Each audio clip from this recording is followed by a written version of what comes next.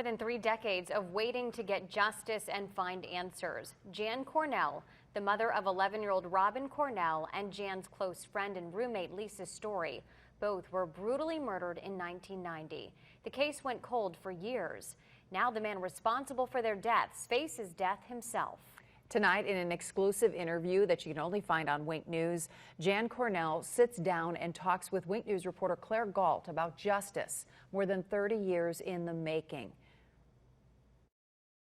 We talked for 90 minutes. Jan Cornell let 33 years of pain and suffering spill out.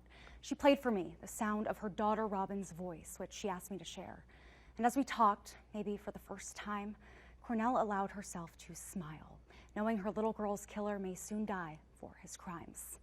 To my mom, roses are red, violets are blue, sugar is sweet, and I love you. For 33 years, Jan Cornell has kept this last recording of her daughter Robin's voice. I don't even know where to begin. And now, for the first time in 33 years, Cornell says she's at peace. Knowing that Robin and Lisa are going to have justice on the books forever, because that's all I could ever make sure happened for them after this. And they're going to have that, and I hope they know. In 2016, a DNA test linked Joseph Zieler to her daughter's murder and the murder of friend Lisa Story, who was babysitting Robin that night in 1990. The jury not only convicted Zieler, they also recommended he be put to death. The judge will decide Zieler's fate in late June. Whatever the decision is, I just never want him to be free.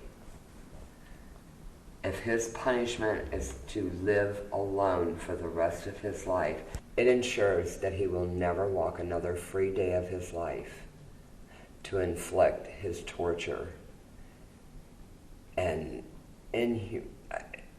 he's an evil man. I don't even like to call him a man. He's evil to the core. Because you watch this, there was not one shred ever of any remorse. I asked Cornell if 10 years ago, before Zieler's arrest, if she'd ever see this day. Her answer, no way. So I prayed and prayed and prayed, and I told God, after so many years, I said, if I have to die never knowing because he has to do this again to someone else, I'm okay with that. I'll keep looking, but I don't want to find out because he killed someone else like he did them. I don't ever want anybody to feel like I do. Until detectives caught Zieler, Cornell told me she could never let go, could not move away, because what if someone forgot? What if detectives stopped looking? I don't ever want them to be forgotten because their time here on earth was so short. And I just don't want them to be forgotten. Kind of part of a promise I made. I promised the day I had to say goodbye to Robin at the funeral home at the cemetery.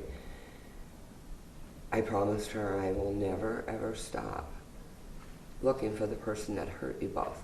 Now, 33 years later, Cornell can reminisce and smile. Robin talked about the future. Things she wanted to do and be. When she grew up, she wanted to be, it was a writer or an author, a lawyer, or, I said, what about a doctor? She goes, no. Any child that is feeling like they're the underdog, Robin was an ambassador for that. And when I asked her about Lisa? Lisa's great. She wants to save the planet. She wants to save everything. As for Zieler, Cornell called him a monster. And her wish for him? I want him to leave his prison like my daughter and my friend left their home. In a zipped up, closed body bag. And then justice will have been served. Because we're never going to know why he came there. We can only just speculate and guess. We don't know. Because he's an evil person. Cornell told me for 33 years she feared Robin and Lisa's last minutes on this earth. She told me they had to be worse than anything she could ever imagine. They must have been terrifying. And she never wants anyone to feel that kind of fear, except for Joseph Zieler.